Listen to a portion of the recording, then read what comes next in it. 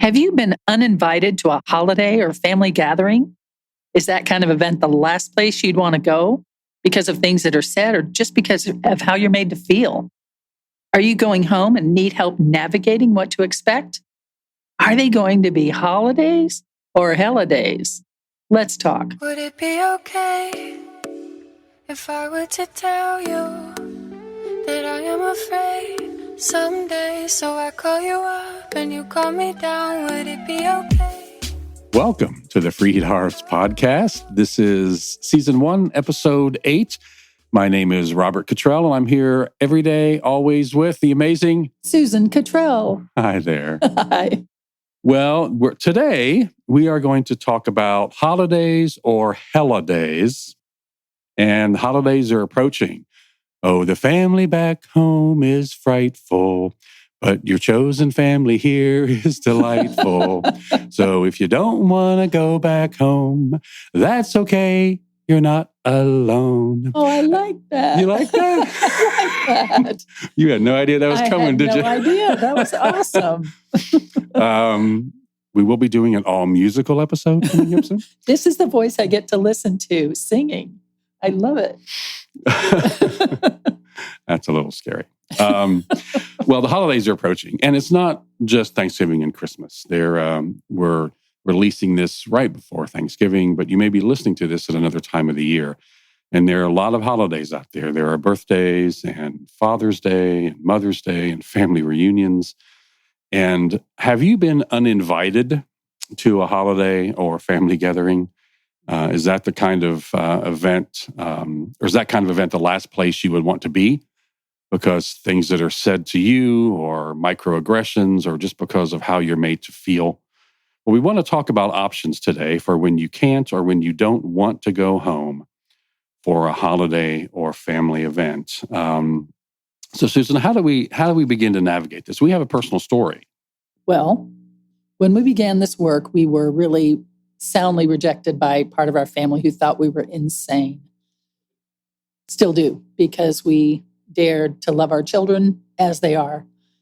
And there was a big family reunion that we found out about on Facebook. One Saturday night, you were looking through Facebook and said, oh, they had a family reunion without us. It was just appalling. So, so these things happen, and we stopped being invited for Christmas, for Thanksgiving, and it's really unsettling. And I tell you, you and I are married. We've been married for many years. We have each other. We have our children. So we have a lot more privilege, you might say, advantage from people who are just kind of on their own and they're being excluded from their families. So our hearts really go out to people that are in that position. Yeah, it was tough. I mean, we were just zipping through, scrolling through, at that point, I guess it was doom scrolling through Facebook for what we were about to find out. But through Facebook, and we see, oh my gosh, yeah, there's our whole family, minus us and any of our children, having a family reunion. And we didn't know about it. We were not invited to it. And then that continued that was kind of where we usually gathered for family reunions, that part of our family, and for most, at least once over the Thanksgiving or Christmas holiday, but it hasn't been since, except for one time. Except 1 year, my close relative, I said I would not say who it is, sent a text and said, Christmas is at my house this year. I was like, you sent this to me. Was that a mistake? Because, you haven't invited us all these years. And I talked to Rob, did not want to go. Talked to my daughter who was in town, and she didn't want to go, much less take her girlfriend. And but I was curious, and I went. And it was so interesting how surreal it was, how it was perfectly the same as it had always been. Everybody was nice. Nobody said anything mean. But I didn't fit anymore. It's kind of like going home to your own bedroom, I think. You had that experience where you saw the bunk beds that were so huge, and you looked at them like, they're not huge at all when you're 6'2". And it kind of felt like that. My world had expanded so much that it wasn't home anymore. It wasn't comfortable. It was just the way it was. And I knew it would pretty much be the end of me going to those events. Yeah. And there are times like that when you're just absolutely uninvited. Yes. And just recently, we shared, you have a YouTube video on the YouTube channel that says, should you invite your LGBTQ child home for the holidays? And we shared this on in a couple of the Facebook groups that we're in, full of affirming Christians. And the just comment after comment was, is this even a question? Yes. Oh my gosh, this is ridiculous. Why would you not invite? Yes. Are people still asking this question? And every single day, Yes. we hear from parents all the time who are really wrestling. Well, I can't attend my child's wedding, or I can't invite them home, or I can't do this. And so I know that there are events out there to which you have just been uninvited. There are other situations to where oh, of course, come on home, honey. But then either the direct aggressive comments from your parents or your crazy uncle or whoever, or the microaggressions come and it's just not comfortable. Or you can come, but your partner can't come. Your boyfriend can't come. Your girlfriend can't come. Which is a non-starter in my book. Which is a non-starter. So we know there are a lot of different scenarios out there that again make it where the holidays in particular are a time, and again that could be anything from a birthday to a reunion to Christmas, where you either are not invited or it's not a place that you want to be. So so do you have something else that you wanted to? I thought you had. Did you have something about our town that I? So, I referred to it I realized in a previous episode, but tell us again. Okay. Just the idea is that story you had to read in high school or 8th grade or something, Our Town, where the girl has died and now she's going to go back home. And for one day, this is this very special thing. And she just thinks, she gets there and it's so surreal, just the breakfast, talking to her mother, just the regular day of events is so moving to her because she's now been removed from it, having died. And she just can't get over how much she took for granted before. And I guess the point with that is you feel so like you see things from a whole different perspective. And I saw things from such a different perspective being there that one Christmas that, man, this is the stuff life is made of, and it's really beautiful. And I don't fit here anymore. Interesting. And I do want to say that the hurt that comes from this kind of faith-based family rejection, especially from parents out there. And if you're a parent listening to this, we want to remind you that your words mean more than you even know. And we encourage you to always err on the side of absolute unconditional love and affirmation, and trust your God with everything else. You will never, ever, ever regret that. But we know that a lot of you have been on the receiving end of rejection and unkind words from the people who are supposed to love us the most. And we want to make sure that you know that we are here to help you heal those religious and family and community wounds. Please, we want more than anything else that you know that you're beloved and that you are worthy and that you matter. If we can do something for you, if we can help you in that way, we have a lot of resources and vibrant community. Just come say hello at FreedHearts.org. But Susan, for those of you out there who are listening who are not invited or who don't want to go home, what are some of the other options that people have? Yeah, well, the option that occurs to most people, but this is really a great option, is to create a table for all those who are also displaced and get together with chosen family. You may long for your family and wish you could do that, but it's better to be with somebody that is just fun and relaxing, where you can be who you are, than always being on edge with people who can lash out at you or just give you those glances. Yeah. That is no fun. Yeah, and that's not something relaxing. that's something that we have experienced too. That you think, oh my gosh, that's family, and nothing stronger than family. But the chosen family that we have found in this has been so fulfilling.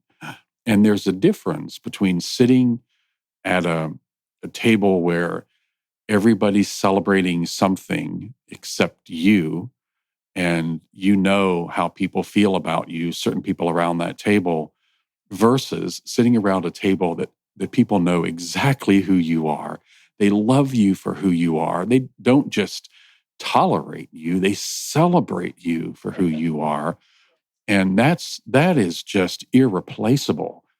And at a time when we celebrate something, it's wonderful that one of the things that we celebrate is who we are. Yes, that's a good way to put that. And I often now talk about it like your family of origin is upstream from you, and you turn around in the stream and you look at them and you want to reach them, but you can't. That's not the direction the flow is going.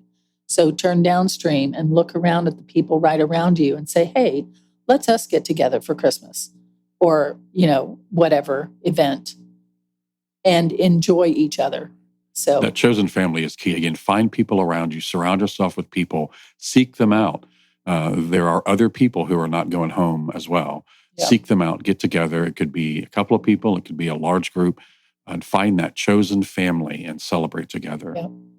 Another idea that we do, when a couple of holidays, I think Christmas and Thanksgiving, we had some years there where we went and served at a kitchen, at a shelter. And now let me tell you, the white privilege way to do it is to go on Christmas and Thanksgiving. Don't do that. Those are the most volunteered days of the year. But call the place and say, when could you use us? Yeah. What could we do? And find out how to really serve. If that's of interest to you, it's a great way to get out of your own heads and to love others.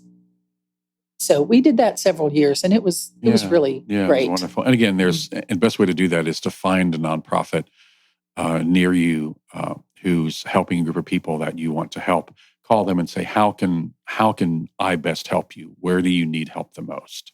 Another thing we can do, and this was our son's idea, is one year he was saying, we have everything right now that we need. We don't really need another pair of jeans or whatever.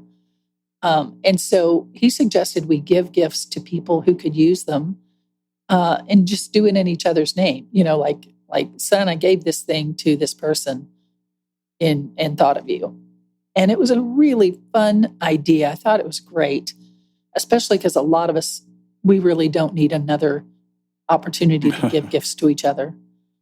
But there are plenty out there who could use it. If it's a gift to a monetary gift to someplace, if it's whatever it is that you can do. We had a friend who really needed something for her health, and it was a little expensive. And I gave it to her that year in our son's name, and it was really much more satisfying than trying to think of something for the person who has everything, right? That's a little, what can I give someone who has everything? Maybe you should give it to somebody else. Yeah, from my personal experience, I worked for many years with kids with cancer and other life-threatening illnesses, and a couple of things to keep in mind is to call your children's hospital. It's a tough time right now because of COVID, but maybe you're listening to this at a time when that's changed. But it's even tougher COVID for is the over. people. It's even tougher for the people in the hospital during this time as well. So your children's hospital may have developed a way that you can come in and do something and give gifts. And one of the coolest things we did was we used to adopt several families in our organization who had kids with cancer, and we would get many gifts, together. These are very poor families, and surprise them on Christmas Eve with just being Santa at the door, and that's always nice. Giving a gift in someone's name in particular, or giving a gift anonymously or no one's name. Just it kind of brings it back, seeing the delight, and especially in kids' faces and families' faces and in parents' faces, that we're not able, I'm kind of tearing up on this, Yeah. but to see in a parent that can't do something for a child that wants something, Yeah. Yeah. Okay. You're What I'm really talking. good at What that. I'm saying. It was real. So, Susan, you've had go experience. on. Pay no attention here. You've had experience with that. And your love language is gifting. You love to give people things and that they need, especially. And so see their eyes light up. So that's a great thing. And not everybody has finances to do that, but you can take somebody on an outing for a gift. There are things you can do creatively for people who could really, really benefit a lot more. Yeah. And the key there is to turn your focus outward. Serve someone, give to someone, include someone who is in need. The other thing that you and I did when we were in Austin and our kids weren't there is we'd go to Luby's cafeteria. I say that it sounds like such an old thing to say. But it was fun because we got to get exactly what we want. I always get fried fish almondine, which I love. Country fried steak. Yeah. Yeah. Since we were kids, I think we liked those two things and enjoyed it very much. And there are people around, but there are people you don't have to talk to. So it was really nice. What was nice about that too is that you realize that everybody's kind of there for the same reason. Yes. Because they're there alone as a couple or as a small family. And so you're kind of, you get to join together. So it's probably a good idea if you are alone on this, is not to stay alone during these really emotional times too, is to, get other people around you, get around other people. That's the really only key here. Yeah. Is being alone is not the thing to do. It's too sad. Yeah. Even invite some friends over to watch some old Christmas movies. That sounds fun to me. Yeah. And I know it seems like, but I think that, if you live in an apartment complex or a neighborhood or on various Facebook groups in your area, if you put the word out that you have some space at your table, you might be surprised at who would really love to come join you. Right. On that. And the Island of Misfit Toys. It's always a good place to be. Yeah. So what if you do go home? So what if you do decide to go home in the midst of all that? How do you put boundaries on that? What can you expect? What can you require? How do you do that? How do you navigate that? Well, you need to know to expect full welcome and respect and kindness, not just to you, but to your partner that you bring also. No microaggressions, no, not only respect, but no disrespect either. Not any underhanded looks or whatever. Who needs that? And we pick up on those things. So you can expect to be welcomed and respected. And if just anticipating it, you don't expect that to happen, it's probably not where you want to be. That's my opinion. And you don't owe people going so they don't get mad. If you're not respected, that is the first gate to pass through to say, no, I'm not going somewhere I'm not respected. I don't care. I'm sorry it hurts you, but you could just solve it by respecting me, but you're not. So I'm not going. Yeah, we've talked. I'm sure that you're not going to say anything to your parents or family members who are doing this to you that you've not said before. So we're talking with a number of people with whom we work and LGBTQ people about this issue right now. And there's one that I recently told, you can say, I've repeatedly said to you why I don't contact you as much as I used to, why I don't want to come home for the holidays. You know that. It's disrespectful of you to even ask me why I don't want to come home. To demand, and parents they know, how to push their kids' buttons and without even thinking. Yeah. Us too. Yeah. And we will, they will, try really hard to add guilt and well, grandma's going to miss you and all this kind of stuff. And and make it about your decision not to come home. Yes. Make sure that you remember that this has nothing to do with your decision not to come home. This is about their decision on how they are going to interact with you and treat you. That's right. If your toe really badly hurts, that's the symptom of the hammer hitting it. Stop the hammer and the toe won't hurt. Yeah. If you're being disrespected, stop the disrespect, and then you won't have to, not go to these events. Yeah. And it may be that the first step in this is that you just don't talk about things. That's kind of where we are with a few of our family members, is that we just don't talk about certain things. It makes it very surface of our relationship, and because this is so much of our life, but we just don't talk about the work that we do, and they don't ask about kids. Well, and that's the thing, though. They haven't.